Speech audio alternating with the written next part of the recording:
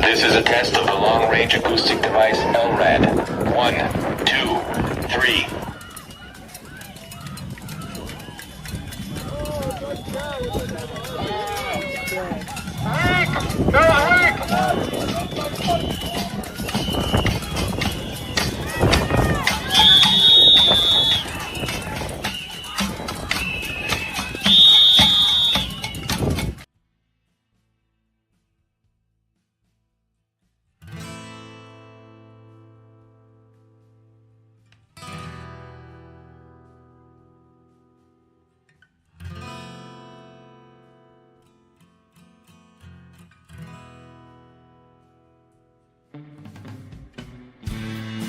Well, hello there, partner.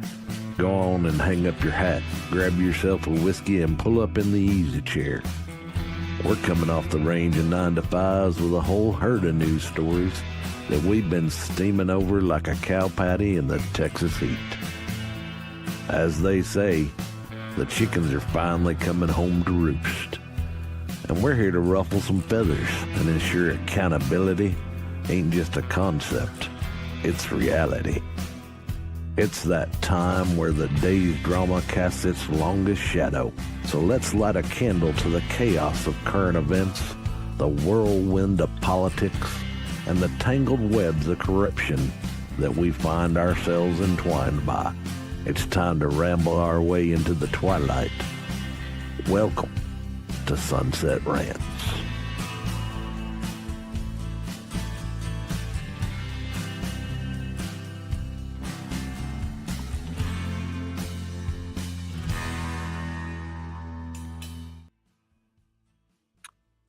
What is going up, team? Thank you for being here. I hope you guys are having an amazing day from wherever you are watching from. I am Tay.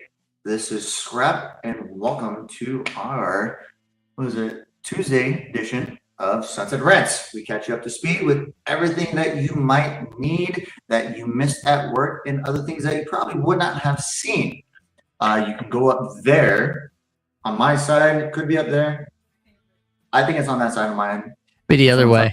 Assume you're mirrored, because if I point this way, that's me. That should be no. So point the other direction.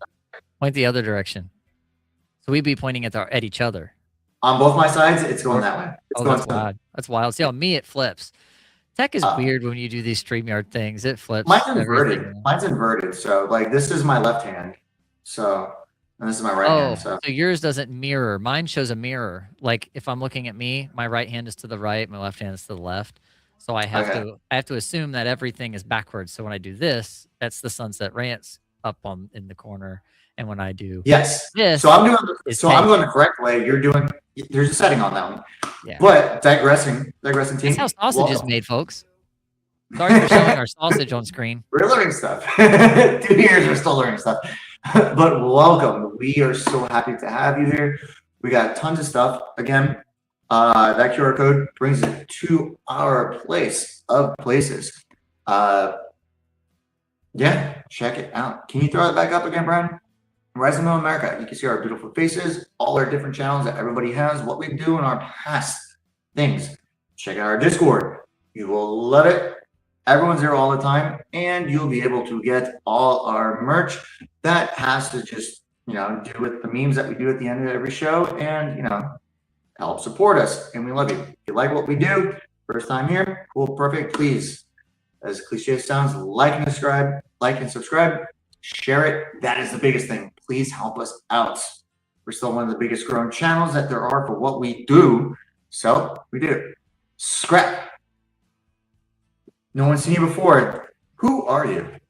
I am Scrapjaw. I am a co-founder of Rise of Middle America, and I do the podcast with our favorite guy, AK, on Fridays. And yesterday we did an impromptu because there was so much happened over the weekend that we couldn't even talk about it all last night. So we're going to keep talking about it tonight. And then Elizabeth and Dee are going to talk about it tomorrow a little bit. And then Thursday, you and AK will be back. And then on Friday night, that'll be AK and I to do the big show.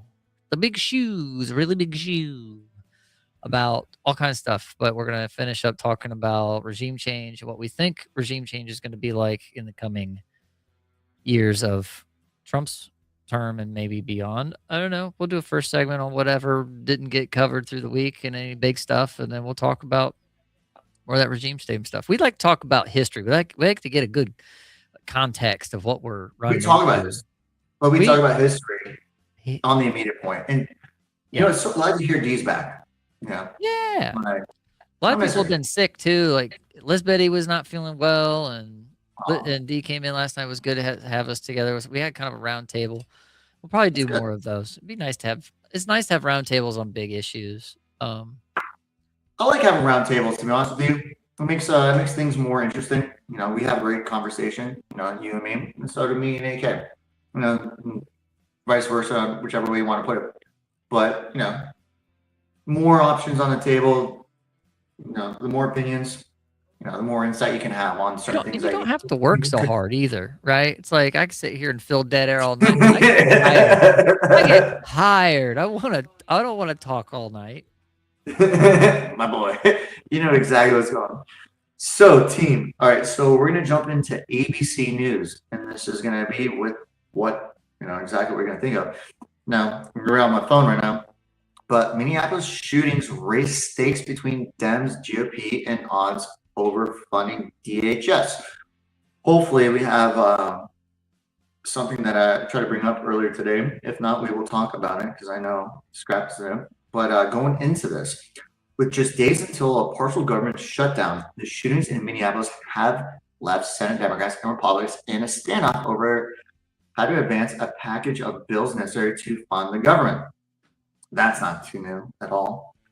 Democrats have made their position clear. Republicans should agree to separate the bill that funds the Department of Homeland Security from a package that includes 5 other government funding bills, so that changes to the DHS bill aimed at reining in the immigration customs enforcement can be made without affecting other agencies that still need to be funded.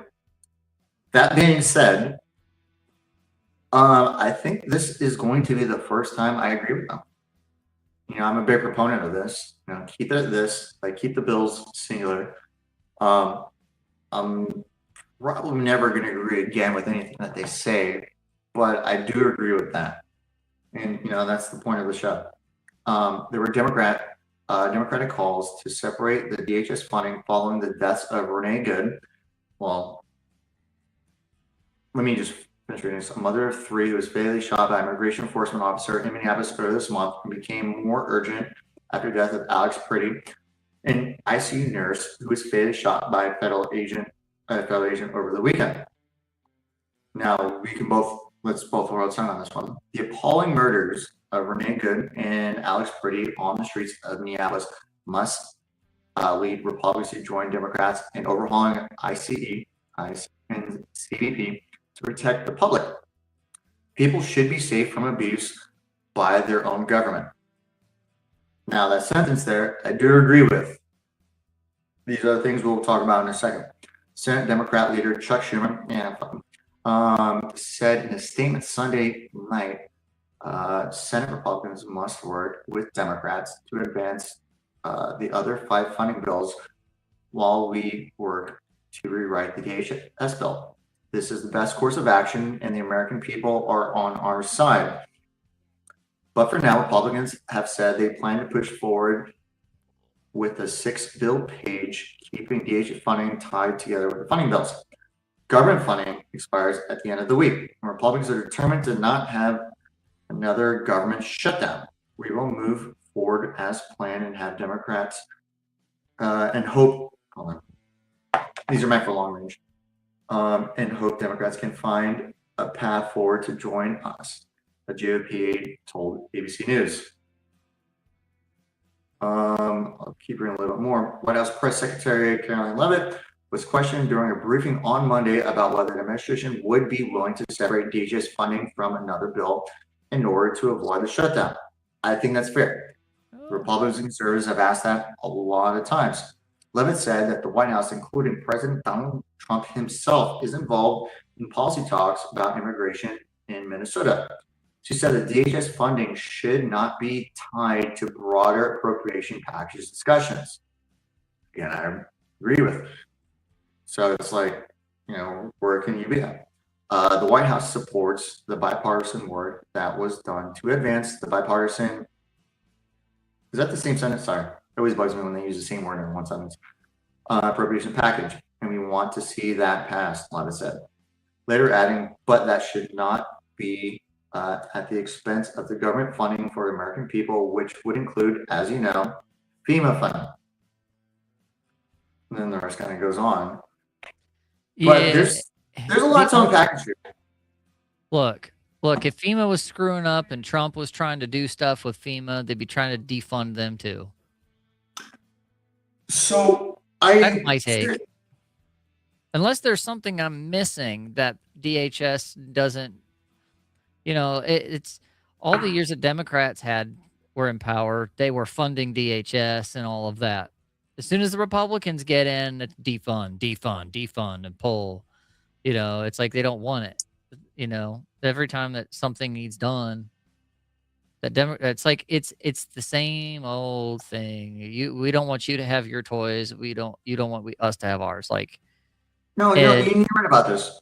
No, you're and Brian, very quick, right before Scrap goes into his I think this is going to tie into it. Search right quick the difference between the 5-6 bills on this one, but Scrap, continue. Yeah, I'm not sure what the difference of the different bills are on it, but it's like this. We a lot of times the government wants to bundle funding for all kinds of stuff. It's like, it seems arbitrary to me. It seems arbitrary when so many times they do these omnibuses and they stuff them full of pork. And it's like, no, let's single this one out because it's in the public light and let's make a scene about it. And you know what? If you look at the past administration, like me and Dee would always talk about this, and I probably had like 3-4 shows on it, not too much. I don't think need to talk about this one. My biggest thing is, I truly believe that when it comes to any kind of bills, it should just be this and only this, no matter what. And I don't mind. Yeah, and I don't mind if they want to group things if it's honest. If they've taken the time. If it's honest, but here's the thing: on both sides, it's not going to be honest. Because, I heard, I forgot where I heard it, but as we're drinking, the Democrats, Republicans are like two different drugs. The Republicans are like wine connoisseurs, or whatever you call it. They like the expensive stuff. They like that, and they enjoy that, and that's how they get their power. The Democrats, they're just a drunk that will drink everything just to gain that power. So, where's the desperate on that? Or they'll make their friends drink so they can make them be the ones that stumble into the thing. And it's like, nope, now we got to deal with it. They wouldn't be so drunk if you guys wouldn't blah, blah, blah, blah. Meanwhile, they're encouraging them, drink more, drink more. Yeah, read this. Well, okay, so along with the DHS measure, the package contains bills to fund the Departments of Defense, Transportation, Housing, and Urban Development, Health and Human Services, Labor, Education, Treasury, State, and other related agencies. Yeah, like, why is DHS singled out when you've got the Department of War in there, which they misgendered? It's no longer defense, it's war. Get it right. Anywho, I think my opinion stands. They just want to pick this one apart because it's the current thing, and if it wasn't the current thing, they would just rubber stamp it. That's my opinion. I'm sticking with it. I agree with you though that they should separate it out or not. Do it one way or the other. If you've got, because what the thing is, they're supposed to pass these funding measures every month. Supposed to. Once a month, they're supposed to sit down and balance their checkbook out, but they don't. They bicker. They fight. They use it as political clout to their base to say, look, we're doing something, and they're not. No, it's true. And it's going to stay that way. Producer Brian. Brian, what's up, bud? I'm just going to push back a little bit on your Scrap. They're looking for any reason. The Democrats are looking for any reason to start another shutdown because they like the shutdown theater, especially going to midterms. It helps them get votes. That's why they're doing this. And if it hadn't been the DHS thing, it had been something else. That's all I have to say. Wait, don't jump out just yet. But you know, you don't have to talk. But I think Brian makes a really valid point on this one. You know, and it kind of stands to truth whenever there is something that whether the publisher is doing good or the publisher is doing good or someone who's doing something good, they'll do something to just kind of like, you know, ripple the water, if you would, to, you know, or whatever's going to be in their bias. You know, I don't know how to properly word that, but that's exactly what it is. Yeah. Yep. Anyway, I just wanted to throw that note in there. Didn't want to distract you over the back channel. So anyway, Perfect. I appreciate you jumping in.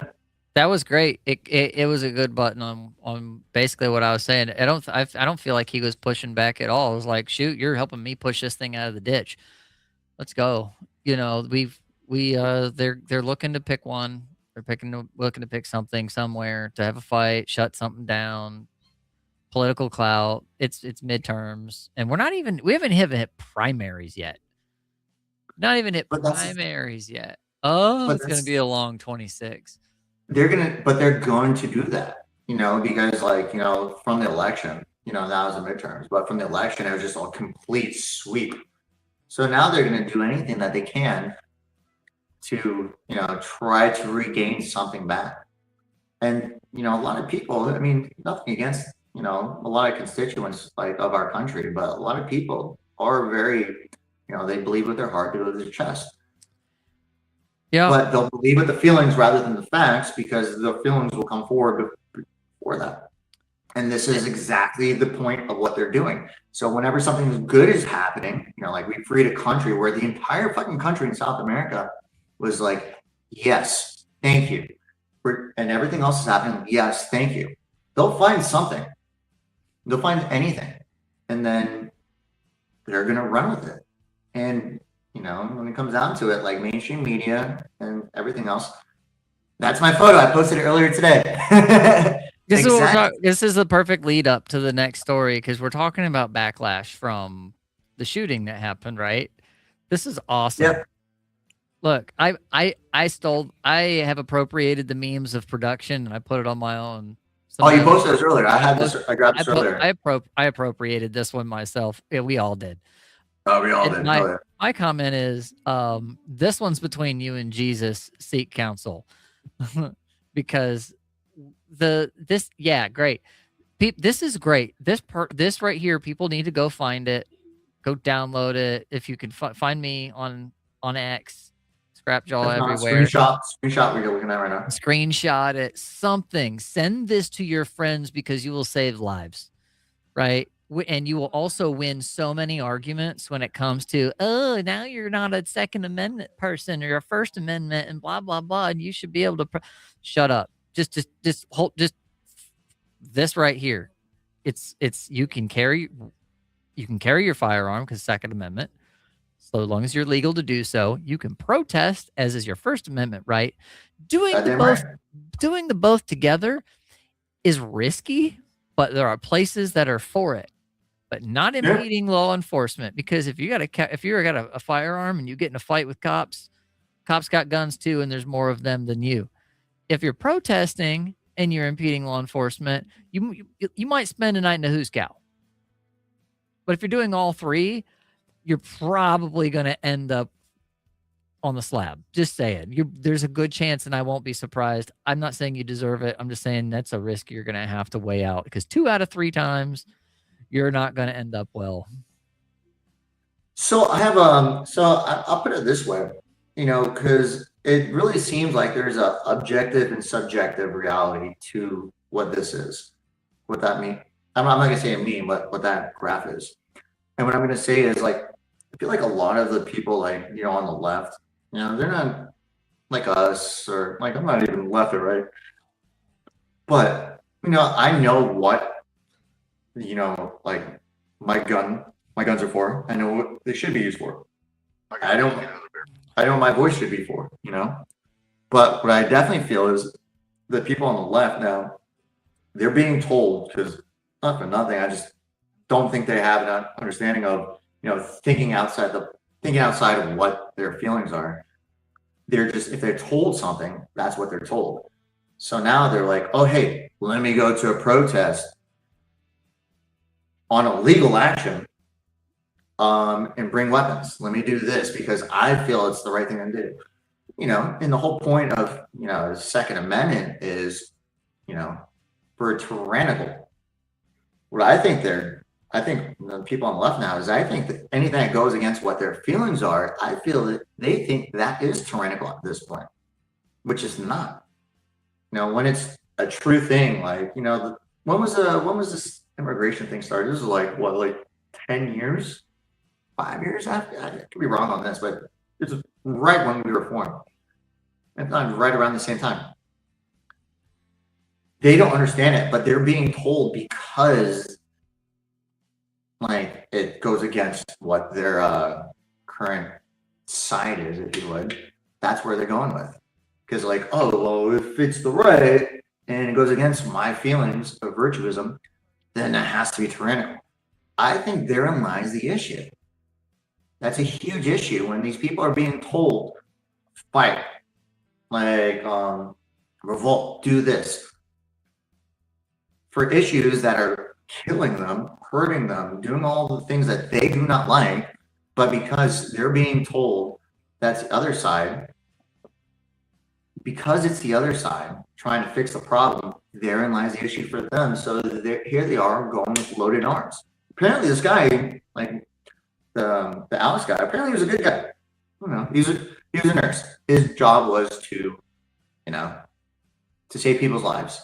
But you cannot go into, a riot or, a peaceful protest, whatever you want to run it as. You can't do that with a loaded firearm. And then it just came out today or early last night where he was doing the exact opposite, picking fights, and he got a broken rib because he was picking fights with it. You have to know when's the right place to do it, and when's the wrong place to do it. Just because it's going against your beliefs doesn't mean it's tyrannical. Right. It kind of goes to what this kind of thing was showing.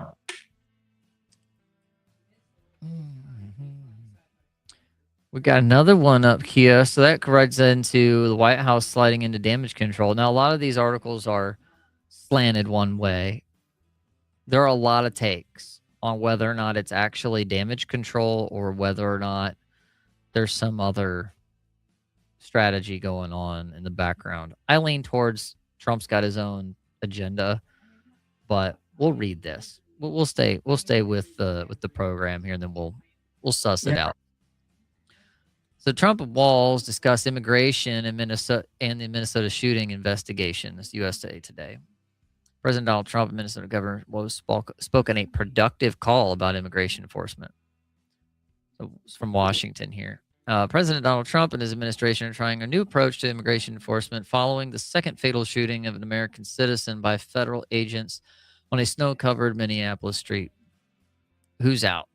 Gregory Bavino, the border control commander who had become the face of militarized operations in Minneapolis, whose long olive army overcoat with shiny buttons drew uncomfortable comparisons to SS officers from Nazi Germany. Quote, he's a pretty out there kind of guy, end quote, Trump told Fox News. And in some cases, that's good. Maybe it wasn't good here. Bavino will return to his old post at the El Centro Border Patrol sector in California, according to multiple news reports. The Atlantic reported he's expected to retire soon.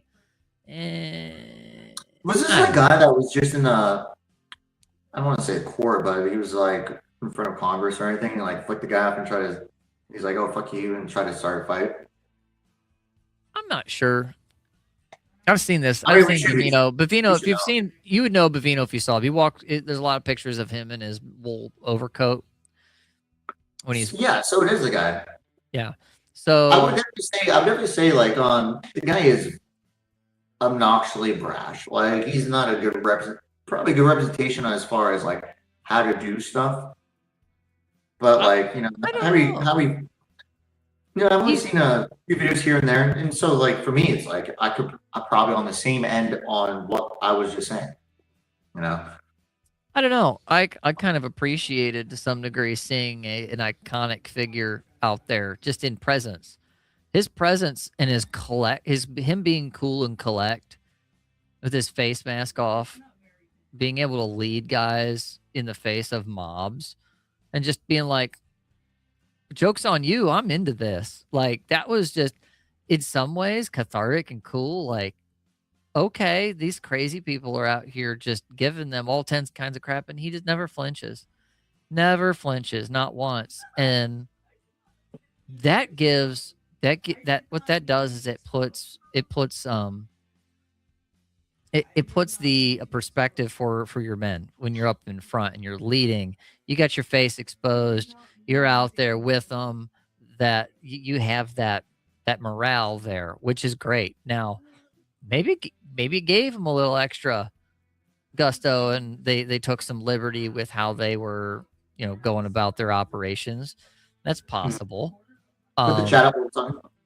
But yeah, no, I agree with you. But I kind of appreciated have somebody out there that wasn't afraid to just get work done, even if he was getting railroaded the whole time. Like, that was it was kind of obvious. So anyway, now let me ask you a question. Like, all this stuff that's going on, like for me, like, I had family, like, they were part of, the tattoos here and stuff like that. And then, like, I think everyone had some relation to that, whether it be like a cousin or anything, unless you're like, not from Europe. But can you see anything that, like, realistically, like, as being like a history head, where like any of this can actually attach? Or do you feel like what they're saying, like, can you see what they're doing can actually be attached to something that could be real? Or is it just because of politics and just like left side, right side, that they feel it's like it's just their game to, dehumanize before they destroy? I think it's just optics for them. And we see Brian in the chat here says, we just fired Patton. Like, he was on a mission. Fired on Homegirl too? I mean, that's a great comparison.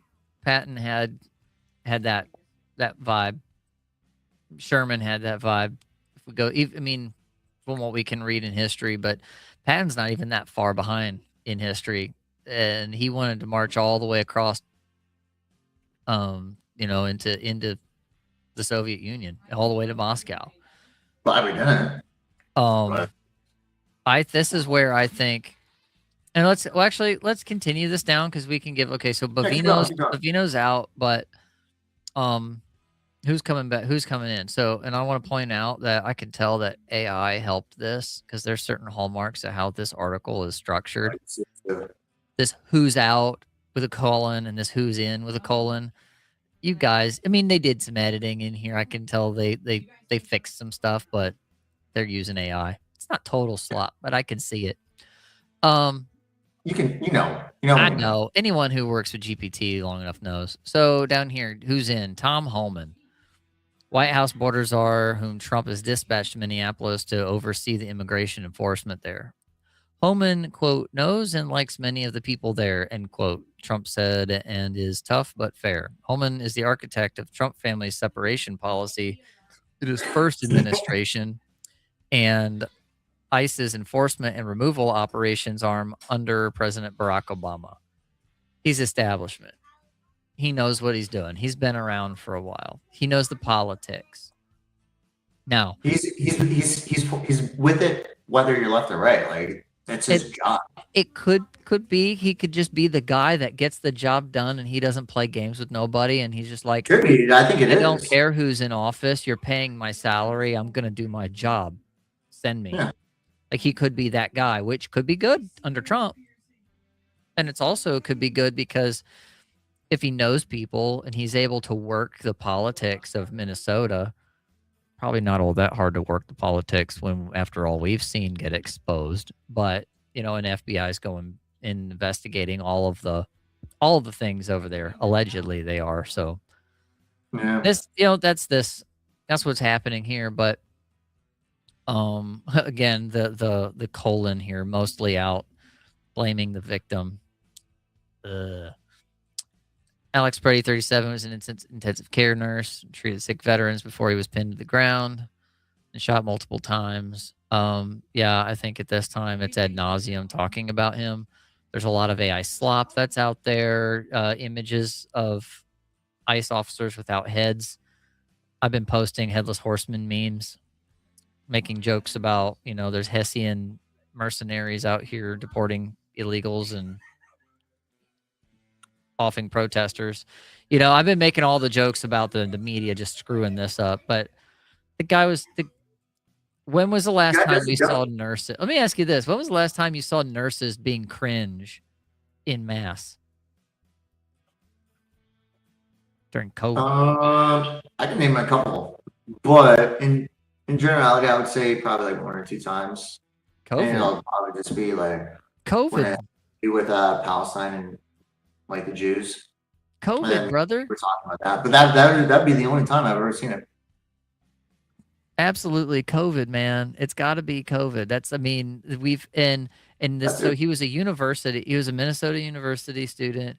He was a nurse. I'm not saying all nurses are bad. I have family in the medical industry. Medical industry is great. We need it. We need caring people. But this just goes to show that even people that are working jobs that are benevolent in and of themselves can be malicious in their intent and their actions. Sure. And Alex Preddy, it's turned out that, and I think we have an X post here. It should be that last one that I posted there in the chat there, Brian, if you can. I don't have it queued up. There, since the Signal Gate has been happening, and Alex Preddy we've now figured out that pretty sure that this is him. In these Signal comms and in these chats. Do we have it? He's working on it. Not that one. Oh yeah, I might be back to Springfield. Here, I think it's this one. We can switch to pull mine up, pull my tab up if you want, if you will, my share screen. And I will, yep, here. Haha, we did it. We're professionals.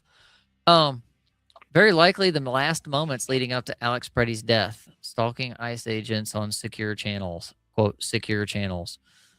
ICE rioter. He wasn't rioting at that point. I think that's a little unfair. He was obstructing. I don't know if that's a riot though. He was doing. No, I mean, I'm not. No, I mean. He was definitely doing unlawful things, but it wasn't technically a riot. Anyway, it's our God. Let me put it this way. It's our God-given. So oversight. Wait. It's our God-given right to protest. It's our God-given right to go against the government. That's a fact. But when you start doing stuff that, just is not how it should be done, which, through the Constitution, which is the Bible of our country, there's a difference on that one. Everything else, I agree with you. Yeah, but I agree with it. These are receipts though on who he was and what he was doing at the time, so we can get the record straight. Absolutely. All of his background and everything leading up, it's fine.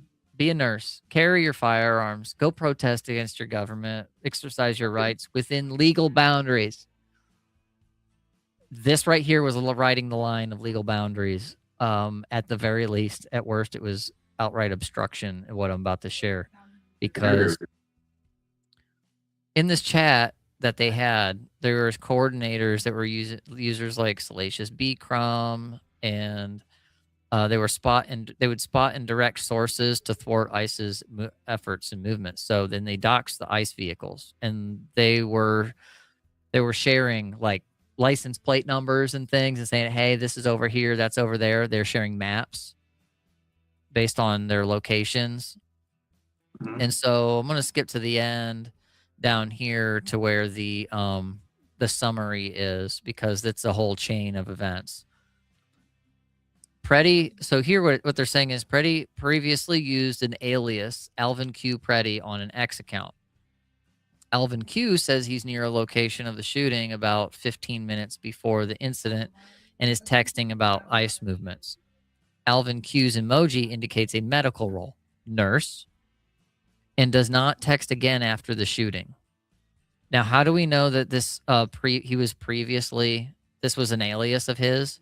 Is because they cross-referenced data from public breaches of Twitter back in like 2016 Okay. when they got hacked and the database of account user accounts were listed, Yeah. they cross-referenced his alias on here with email accounts. And that's how they were pretty sure that's like, this has got to be the same guy. So let me So ask you a it's question. not so here's the final point on here, and then I'll turn it to you. These signal messages show that these anti-ice movements are highly organized. They communicate detailed tactical information in real time. And to be clear, we're not asserting that Preddy is confirmed to be the user Alvin Q. Rather, we've analyzed the data in real time and are releasing our analysis because of the value of the public in having all available information to judge the matter for themselves. Yeah. So my question on this one, again, like, I do not agree with the whole protesting thing, but it's our God-given right to do it, right? Don't have to agree with it, but it's a God-given right. As much cringe as it is. But what I was going to ask is, like, is it illegal, if you have, federal agents or public figures, or I guess one and the same on this one, but if he's like, hey, they're here on this corner, like, is that illegal? I think really what happens is all of these narratives collapse once we have evidence. Yeah, because then it goes down to like the reasoning of why. Yeah, I mean, who's accountable? Who's just farming for optics? Who's actually in control? Those kinds of things are all matters. That's the stuff that matters. And I think it's in some way, and I want to kind of wrap this to go to our international segment here, but Glenn Beck made a really good point. And a lot of us have been kind of emotional all over the place. Some of us were like, yeah, give us insurrection now, blah, blah. But really, the left wants insurrection so they can have their cake and eat it. They want insurrection so they can have a full optics. They want Trump to come down like a hammer so they can go, look at this tyrant. He's doing this stuff. They're not stupid. But no, they're not. I mean, as a conglomerate, they're not stupid. Maybe in one person, because, sheeple, if you would. In my opinion, I'm not saying everyone, they're all are, but who's they? How the left on the top end, group all top these is people, not stupid. bring them up. Yeah. They know how to control the people. And I think that's smart. Idiots. There are useful idiots across the bottom in the streets. And I think there are some that are in positions of low-level authority and power. And their hubris has been to the point where they are just openly being corrupt. They're using what they thought was secure, and then their signal comms are all over the place. They're completely infiltrated. They're trying to scramble to get things done, and they can't anymore at this point on some things. Like that thing we saw at the open when the cops come through and start clearing people out. That was just one of two swipes they did last night. I watched them live. Oh, did you? Live on Rumble, and by the time they were done, it was a ghost town. It was like, I swear, a frosty. If I'd have saw a frosty tumbleweed go across, I would have been like, okay, I've seen enough. I'm going to bed. It was state police, but that was state police, and it was sheriffs. It was not ICE. ICE was in their hotel. They were upstairs, and if I may, you gotta see this. This was happening during it, and it was oh my, just enjoy. Oh, I saw this. The ICE guys are drinking beers. Fuck you.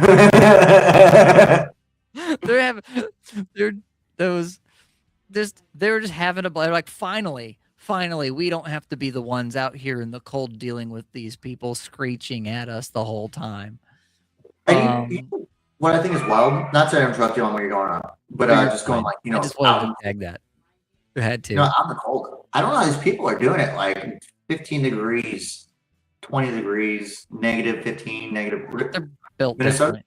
They're built different up there in Minnesota. That cold, they just don't care. I got friends out on the Dakota side, and they're like, yeah, it's cold. It's as cold in the winter as the mosquitoes are huge in the summer. and they're big. Yeah, I guess after a certain point, of the certain coldness, it really just doesn't matter. Like I think once you get below like 25 or 18, right around there, it's one and the same. Just how warm can you keep yourself? But once you go Well, numb, they kind of gave up though. I think after the second swipe was not much. The first one was basically just pushing people, and they rested a couple.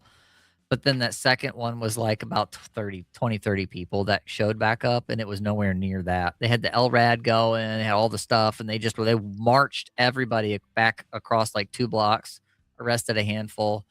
I think this is the first time they used then- LRAD in like Yeah, they brought in 18 LRAD. years or 20 years, 15 years, something like that. Yeah. On its first inception. I wouldn't say that long. I could be wrong, maybe. It's been over 10 years since inception to usage. Maybe. I think they've probably used LRADs before, but the Unbeknownst. they had the LRAD. They had like 3 not bulldozers. They had snowplows, like big snowplows, big state like highway snowplows. So that way, like if anyone tried anything, they had streets blocked. They had everything OPSEC'd out. They knew exactly which way to push people, and they cleared it. They ran it like a clinic. And so, like, to some degree, that's a little sus that they ran it like a clinic, but at the same time, there was no backfill. That wasn't continuous anything. They fizzled it out by midnight, and that was that, which I was grateful for that. It was just a handful of people getting the paddy wagon, but Hey, do me a favor. Do our team a favor. For those, I know we're about to jump to the next one, but for those who do not know what LRAD stands for, explain that. Long range audio device, I believe. Yes. So what that is, it's acoustic device. Long range acoustic. Acoustic device. Yeah. Yeah, So, so there's basically it's a panel. It's a panel Yeah. they put on a vehicle, and it emits uncomfortable amounts of sound at different frequencies, and they can crank it all the way to 11 if they want to, and it is not fun to be in round. And I don't think they used it to the degree they could have on this one. So but it's they the same. For those that don't know, this is the same weaponry that they used when they went into Venezuela. Same type. It's the same idea. It's the same idea, but I'm not going to say it's the same thing, but it's the same premise, if you would. Like it's acoustic, it's sound. DEW, directed energy weapon. They're just using an LRAD as a type of directed energy weapon. They're using sound waves versus like you could probably use like radio waves, like your microwave. Your microwave, there are devices that exist where they can basically light you on fire from a distance. Oh no, they can. It's been done. It's like, I'll put it this way: like if Crazy. you could shoot something out of a gun, it'd be like the same idea from a paintball to an actual rifle. Let's see what everyone's got to say. It's the discombobulator. Heritage Foundation funds oversight project. Yeah, but who cares? I don't care who funds it if the information's correct. That's what's the thing they kept shrieking about before Trump got elected? Project or Bluebeam? Not Bluebeam. Like the UN, they have their Agenda 2030 stuff. It was like Agenda 47 or something, or Agenda whatever they were calling it, 26. The Heritage Foundation wanted to implement a whole bunch of crazy stuff. That's the same people. Oversight project. Hervelrad. Yeah, they can put out 162 dB sound easily. So then, for those that don't know, it's what is it? Decibel. Like, what is it? Like, I could be wrong off a little bit on this one, but it's really not too far off. But like a lawnmower, like you're right next to it, it's like 117. A gun bullet is like 170. A jet on a high flash spot. Not say high, but enough is like 157. But the difference is all those are instantaneous. This is just continuous. So it'll fuck you. Like, you don't want to be around it. I wish I had a book. I have a one of those coffee table type books that's got like a history of rock and roll kind of stuff in it, and in it is a page that talks about the loudness of guitar amps. And I wish I had it close to me because it has the decibel ratings in there of like the loudest concert that ever existed or that ever was ever done. I think it was a Led Zeppelin. At one point it was Led Zeppelin, and at another point it was Deep Purple. Let me see if I can find it on GPT. Include concert loudest ever and Jets. While you do that, I gotta see. It's gonna be real quick. It's gonna spit it out right now. Yeah. All right. So normal conversation is 60 dB. Busy city traffic is 80 to 85 dB. Sustained exposure can, do things to your hearing. Lawnmowers 90 to 100. Power tools, stuff like that. Motorcycles and chainsaws can be about up to 110. Rock concerts can be 120 at typical. Nightclubs inside stadium concerts can get up to 130. The loudest concerts ever recorded have been 130 to 137 near the speakers, and jet engine takeoff is 140. LRADs can hit 160 at the source. Rocket launches 180 plus. So you get up that far, it's pretty gnarly. So as a Florida man, I've seen the rockets up close. By up close, I mean like 2 miles, because you can't get closer than 2 to 3 miles away. So basically, an LRAD can basically set off a rocket launch in your eardrum at long range. So, but next, let's go. Speaking of long range, international segment. Let's hit it. This one's yours. All right. So let's go to NBC. India and EU finalize landmark trade deal as they hedge against the U.S. New Delhi. India and the European Union have finalized a landmark trade deal that will represent a quarter of the world's economy. Indian Prime Minister Narendra Modi said Tuesday as the two sides seek to hedge against fickle ties in the United States. After nearly 2 decades of one-off negotiations, the deal will pave the way for India to open up its vast and guarded market. The world's largest free trade of the 27-nation EU, its biggest trading partner. Yesterday, a big agreement was signed between the European Union and India, Modi said. People around the world are calling this the mother of deals. This agreement will bring major opportunities for the 1.4 billion people of India and the millions of people in Europe. He said. He had the agreement represents 20% of the global GDP and 1/3 of the global trade. Modi and European Commission President Ursula von der Leyen are expected to make a joint announcement at the India-EU Summit in New Delhi, along with the details of the deal later on Tuesday. Trade between India and EU stood at 136.5 billion in the fiscal year through March 2025. Here comes days after the EU signed a pivotal, I didn't have both eyes open now, pact with the South American bloc Mercosur, following deals last year with Indonesia, Mexico, and Switzerland. During the same period, New Delhi finalized pacts with Britain, New Zealand, and Oman. The spate of deals underscores global efforts to hedge against the U.S. as President Donald Trump's bid to take over Greenland and tariff threats on European nations test long-standing alliances among Western nations. Trump has imposed a 50% tariff on goods from India, and on India-U.S. trade deal collapsed last year after a breakdown in communication between the two agreements.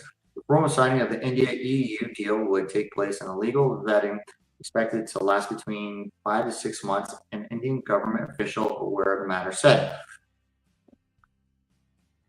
Yeah, I really don't care what they say. You can have all this much money, And don't get me wrong, like I do feel that the money is there, but like India doesn't have it, like at all. Their quality of control is dead last to everything on the entire planet. Like they could say they can have this, but nah, dude, no shot. I do not believe one fact of the matter is that they could do it. If they're saying 5 to 6 years at $136 billion, I think it'll be like 5 to 6 years at like 17, because their quality control has just sucked and sucked forever and ever. And that's not even like a subjective thing. That's just a factual. It's not subjective. It's objective. They don't have quality control where they can do it. The in India's tech sector is India's production in tech and quality control is the same as China's quality control in producing cheap physical goods. Is it really? But I mean, is that Basically. even saying much though? Well, here's what it is. It depends on how much oversight you want to put into them. They're going to get away with what they can get away with. So if you're going to make deals with these countries, like the only reason the pharmaceutical industry does anything well with India is because It's cheap. they have oversight on the production of a lot of that stuff, and it's like to some degree you have to have oversight over and quality control over pharmaceuticals. They have to function at least how you put them out is for how you did. They have to be what they are, right? I agree with you on that part. When I But worked, I don't agree with you just because it is on that what you're saying. I don't agree with that at all. And the reason I don't agree with it is because nothing that they do or they have ever done has just ever worked. India needs to learn how to drive. Have you seen their road accidents and fatalities? Look, they're a great candidate for a work from home population. Oh, if you want to rob old people, India. I'm just saying, they're great. They're a great work from home population. They just happen to be New Delhi just happens to be the world's capital of scam artists. Just go watch. And that what is it? The guy's name is Pierogi, Scammer Payback. Oh, I love that guy. Where he calls where he scams the scammers. They hack into the scam centers and they listen to the phone calls. They call people back. They save them from being scammed. Some of them. Oh, it's fantastic. Yeah, It is fantastic. They basically do the same thing as like Alex Rosen does with pedo poachers. They hunt scammers on the internet like Alex Rosen hunts people that should have dates with certain kinds of lawn equipment. Anyway, that said, India and EU striking a trade deal is not. It's not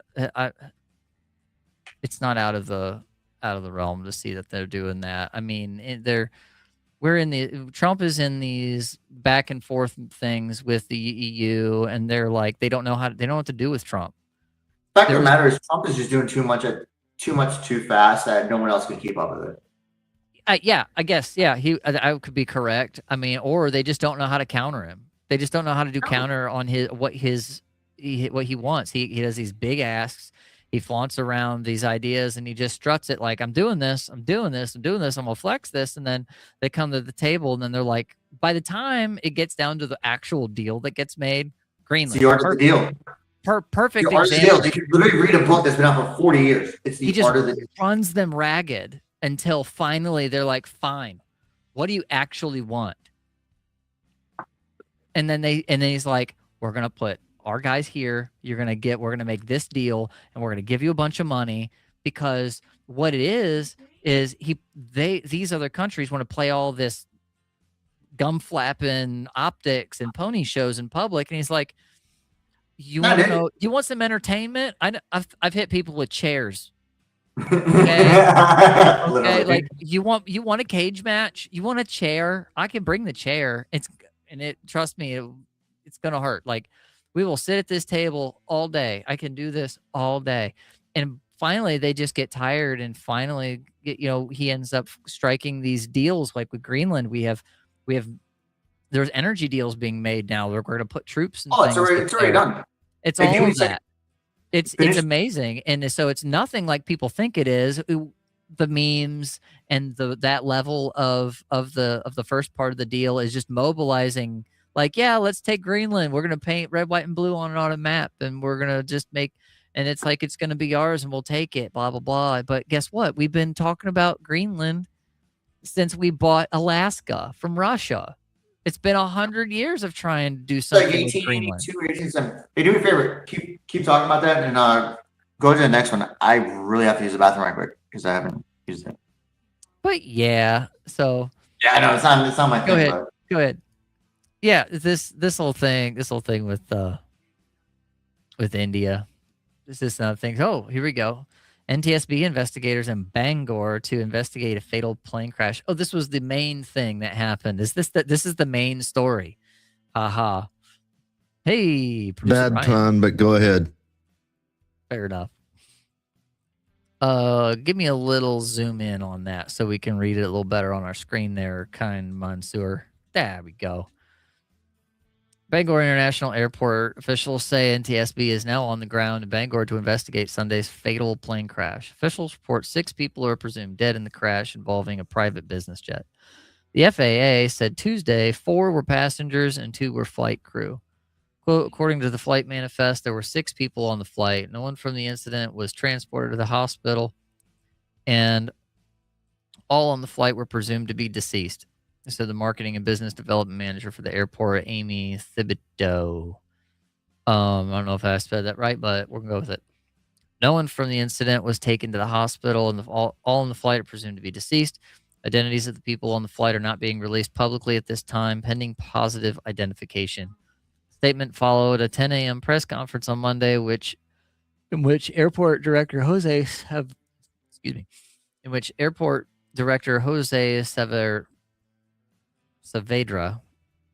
I had to take a second, declined to take a comment on how many passengers were on the plane or condition of those on board. The new information released about 1:30 p.m. on Monday contradicted the preliminary report by the FAA, which reported 7 fatalities and 1 crew member seriously injured. Preliminary data has been updated as of Tuesday morning to reflect 6 deaths. So basically, we don't know anything yet until they get the black box out of that hole in the ground where these people tragically met their end. That's basically what I'm reading here. When an accident like happens, there are agencies and assets, state and federal, that must coordinate.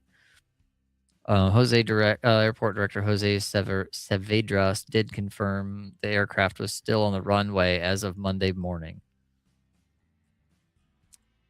Wow. So it crashed. They put the fire. I saw pictures, video that there was a fire, and they just left it there. I mean, it's cold. It's not like anything's it's frozen. It's not like anything's gonna rot. No, there's nothing there. It's That sad. sucks, man. That's sad. I've told you this. I've told Brian. I've told AK. I've told you, like, this is like my biggest fear in life. I've been probably on 300 airplanes, but not it. I'm terrified of fucking airplanes. We have some pictures here. Do we know what kind of plane that was? Let me zoom in on this. Is that a Cessna? No, I believe it was a jet, like a private air jet. It's a Challenge Bombardier Challenger 650. I don't know much about planes. I'm not into planes and trains and dinosaurs like that. No, that's not come on. No. Let's not post that. These are people's lives. A lot of people were just assuming it's something. Yeah, this is tragic. You know the worst part about this? Like, we're seeing all these memes and like the joking, but at the end of the day, like, this is a terrible demise to go through. You know, because it's not like you get stabbed in the heart and you die in like 2 seconds. It's not like you get shot and like you don't realize it. Look, you know? These guys were just on a plane. And then a lot of times, like people will survive, but the fuel and all that stuff, it's the worst way to die. Like I will never joke about an airplane crash unless, it's like, no, I just won't. Just can't do it. I mean, I'll make jokes about like 9/11 because like, like my family and stuff, and like I'm from New York, but that's like backhanded, but it's still the worst way you can pass away, in my opinion. There's a difference between coping and punching down. We joke about certain tragedies to cope with the tragedy in order to like kind of like soften it, but I'm not cool with when Mega wants to punch down and like celebrate the death of people. I don't celebrate anybody's death. I might not sound like I'm too concerned about their death in some ways, but don't mistake that for being callous and not realizing that there are other people on the other side of that. There are family members, there's friends, there's brothers and sisters and all kinds of like those things are very real. And the biggest tragedy of any of these things we talk about when it comes to especially the politics side is that there are people that are being used and abused and exploited at every level of the political process. And some of them are willing to go through with being used, abused, and exploited for those ends. And that's something I'm not about. No, I agree with you. So anyway, tragedy befalls everybody. Rain falls on the just and the unjust. Yeah. And so no, what's something different? Let's go to something different. Let's do it. Scientists launched an AI Dino tracker app that identifies dinosaur footprints. Researchers say artificial intelligence system matches human expert classification about 90% of the time. See, excuse me, I am very yawny tonight. It's all good, dude. The experts have created an app that uses artificial intelligence to identify dinosaurs from the footprints left behind after they stomped across the land tens of millions of years ago. Let's see if we can find out how they actually make this work. Okay, so if we find one, we try to do the Cinderella thing. Find the foot that matches the slipper. I guess. I mean, that kind of sounds a lot like what they do with AI diagnosis with x-rays and MRIs and things. They have databases of known diagnoses, and then they compare, right? So, but it's not that simple because the shape of a dinosaur footprint depends not only on the shape of the dinosaur's foot, but also the type of sand or mud it was walking through and the motion of its foot. Get in there and squish it around a little bit. Writing in the proceedings of the National Academy of Sciences, Broussat and colleagues report how previous AI systems based their learning on footprints that had already been labeled as having been made by particular types of dinosaur. But the team note, if those identifications are incorrect, then the AI systems will also be flawed. It was just like I was saying with these AI medical systems they're doing now. You ever find a footprint and alongside it the dinosaur that made this and the dinosaur that made this footprint? Oh, you never find a footprint alongside the dinosaur that made the footprint. That's what they said. So no offense to paleontologists and such, but most likely some of these labels are wrong. At least they're being legit about it. Like we're trying. We're using AI for everything these days, even writing these slop articles sometimes that we find and like they a lot of these can be slop articles. Like when it comes to this stuff one's like this one I could tell someone took some time with and wrote. Like I don't see any hallmarks that are obvious, just like they phoned it in and changed a couple of things. Yeah. But taking a different approach, Broussat and Hartman and colleagues fed their AI system with 2,000 unlabeled footprint silhouettes. The system then determined how similar or different the imprints were from each other by analyzing a range of features as it identified it as meaningful. Researchers discovered these 8 features reflected variations on the imprint's shapes, such as spread of toes, amount of ground contact, and heel position. The team have turned the system into a free app called Dino Tracker that allows users to upload the silhouette of a footprint, explore 7 other footprints most similar to it, and manipulate the footprint to see how varying the 8 features can affect which other footprints are deemed most similar. That's kind of neat. They said that You it see those presents. footprints where it was like a humanized, like it was like a size 24 human footprint, fossilized, and then there was like a dinosaur footprint on top of it. Yeah, some of those are faked. There's like a Museum of Natural History or some shit like that.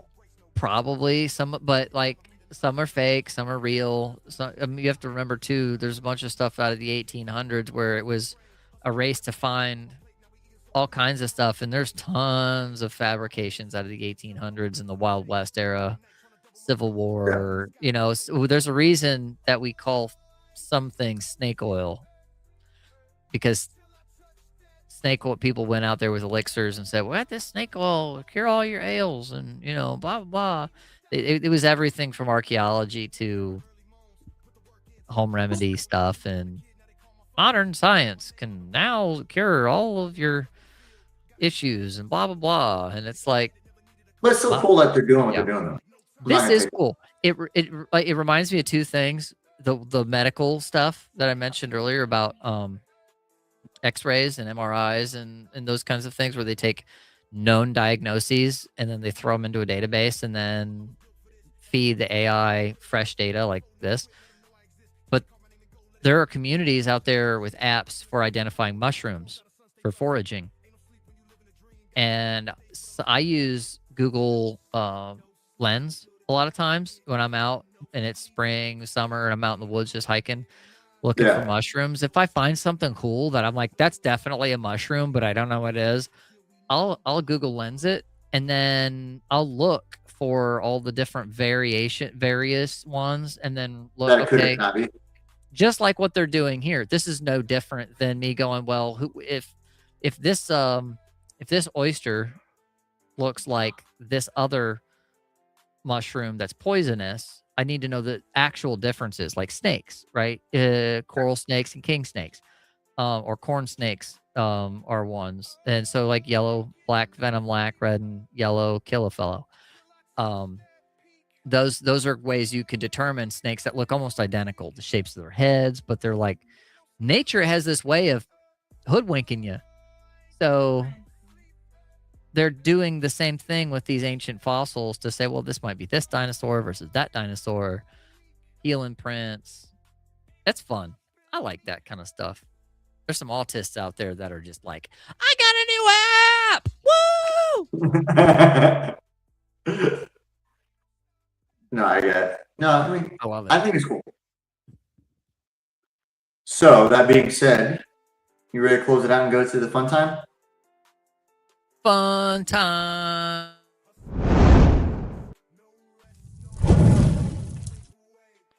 Caption this.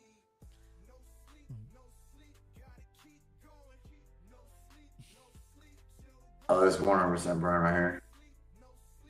All right, chat. I can see the like chat over here on my tablet. I got both of them up. We've got a U.S. Army drill sergeant screaming down, yelling down an AI agent of some kind. Oh, what do we got? What do we got for this? So for those, by the way, for those of you who don't know what this is, pretty sure everyone does at this point, but hopefully there's some new people here. At the end of the show, we get a AI generated like photo just like this one, and we make a meme of it. It's completely random. We put a couple things in, prompts, and then we run it. Then you, me, all of us will come up with like a meme of it. We'll come up with something funny, something happy, something horrible. Hopefully something, just whatever it can be. And then at the end of every season, and you can submit your own AI generated images for Caption This in the Discord. Currently, our producer Brian is on overtime trying to keep up with work around here because we have a dearth of these being submitted. Come on, guys, we got some prompt engineers out there, but Brian's doing great. Like he's a well-oiled machine, and I think if there's ever a representation of him being able to stand up to the heat, it's this one right here producing our show. I put mine in. We're wild sometimes. I just put mine in. Show me your war face. That's great. We got some Full Metal Jacket in here. You're my flesh bot, not my wife bot. I don't. Okay. You're my flesh bot, my wife bot. I don't know what that is. Rick Madison says Full Metal Jacket circa 3035.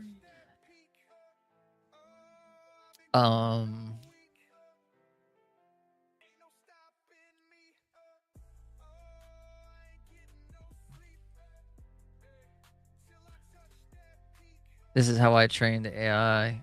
You know, like a I flesh used bot. to Bruce the show outlines. There you go.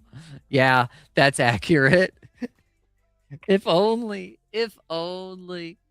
Sometimes it's true. Sometimes you have to actually get into the when you're prompting AI. A lot of times you have to tell it, hey, I want you to do a task, not argue with me. And it will, and sometimes cussing at it's a thing.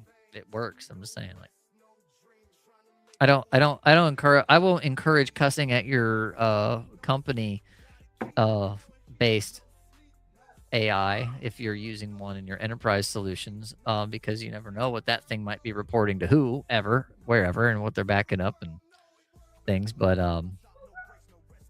you can definitely badger them to some degree and shame them. Full Metal Jacket, circa 2035.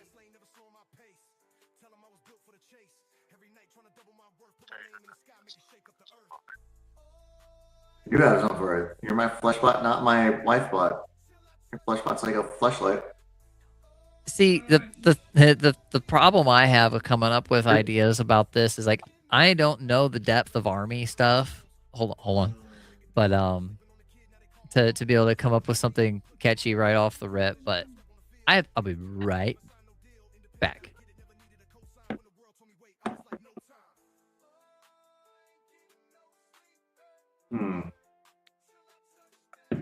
So like for me, when I was like, you're my flesh bot, not my wife bot, like, you know, fleshlight, like you're nothing. You're not my girlfriend.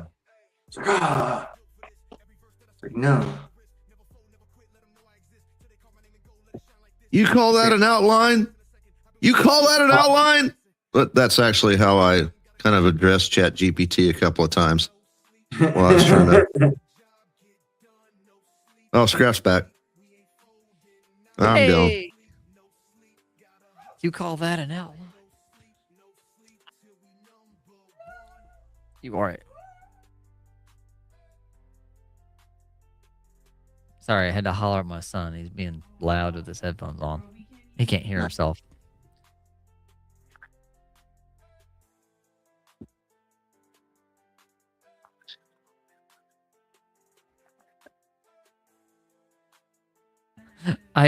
You know what? I think it'd be a perfect. What's your major malfunction, Private? It's a direct quote. There's no beating it. It's that's it. What's your major malfunction, Private? I like that one. If I win it, I'm sorry, chat, but it's just if we can, Like, or if we can workshop it. Hang on. Can we workshop that? What's your major malfunction?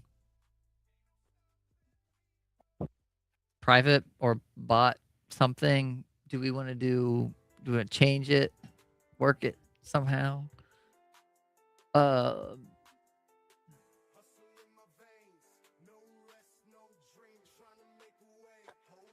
What's all on, Scott? We got the best part of you ended up in a toaster at Walmart. I beat Hardy to it. He was getting there. Hardy, my man, we gotta get you. Sorry, we'll give it to you. What's your major malfunction, Private?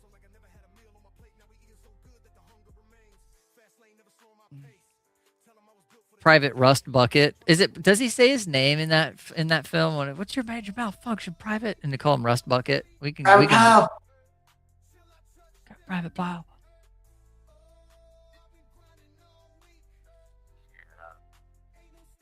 What's your major malfunction, Private Rust Bucket? We'll get it. We'll work it. We'll go halvesies on this one, Hardy. Does that sound good to the producers? We need survey says. Accepted. Ding, ding, ding. Ring a ding, ding. If there was a lithium battery up there, you'd do it, huh? Wow. These damn clankers. One of these days, we won't know how to live without them. Society.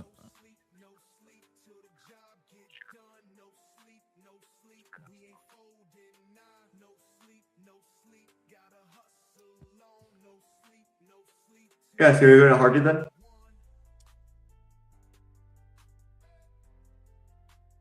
Nah, because he said I beat him to it. Nah, you got it. No, let's combine the two. What's your major malfunction, Private Rust Bucket? We could put them together. Let's combine forces. Our forces combined, we are retarded. Come on, Hardy. Let's Terminator, the prequel, life of a T-800's great grandfather in Civil War II. Terminator Boogaloo. Let's call it Terminator Boogaloo. I need Hawaiian shirts for that. For Boogaloo. There's no Hawaiian shirts. You smile at me, Rust Bucket? Let's go with it. Go with Hardy. I know he's trying to give it up, but I'm on stage here all the time.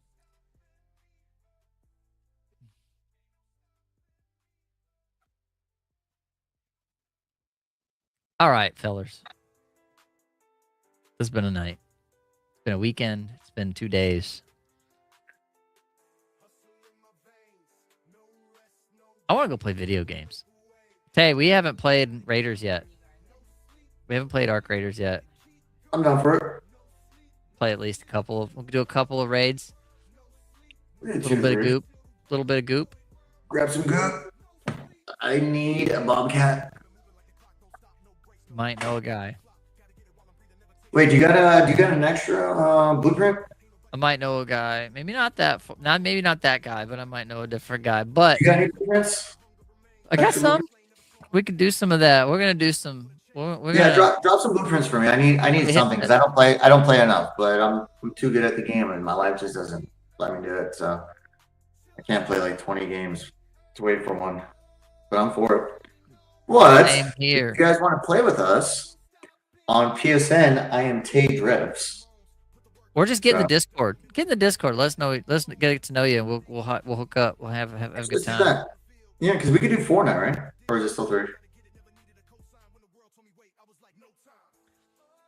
Did they bring it to 4 now? Say what? Did they bring it to 4 players now? On a lobby? They did. No, the recent update is they got some, or is weird. We'll talk about it after stream. Why don't we get the outro and we just, guys, this has been Sunset Rants. I'm Scrapjaw everywhere. And I'm currently living out as a temporarily protected statist. Tay. I am me, and here I am. You can find me everywhere at AP2_Tay. The S2000. Find me on that for everything. Again, come hang out with us. Join what we're gonna do. If you want to play, for me, I'm a big Destiny 2 guy. I got probably like 12,000 hours on that. If you want a free trials carry, I'll do that. If you want to do some Ark Raiders. He's a philanthropist. If you want some Ark Raiders, that's my new jam. So I love it. So let's do that. I'll probably be on next 15 minutes after we close out. So we'll do that. Check out our shirts. Check out what we do. Join our Discord. See our beautiful faces, all our different channels. We got different stuff every fucking night. It's amazing. In the description, riseofmiddleamerica.com or the QR code find the Discord via those means. But, you know, let's make like a baby and bounce. We will see you on. You're not gonna be on my show on Thursday. AK will be with you. Tomorrow will AK will be be with me. Elizabeth and D Yep. holding it down. Join on tomorrow. If not, be on at 9 o'clock on Thursday. Hang out with us. Then we got another great show on Friday. But we will see you then. Thank you for being here. First time.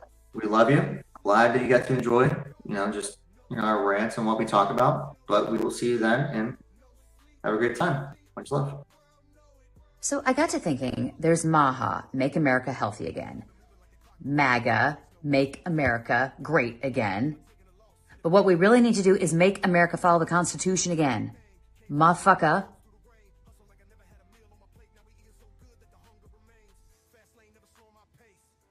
That sounded better in my head.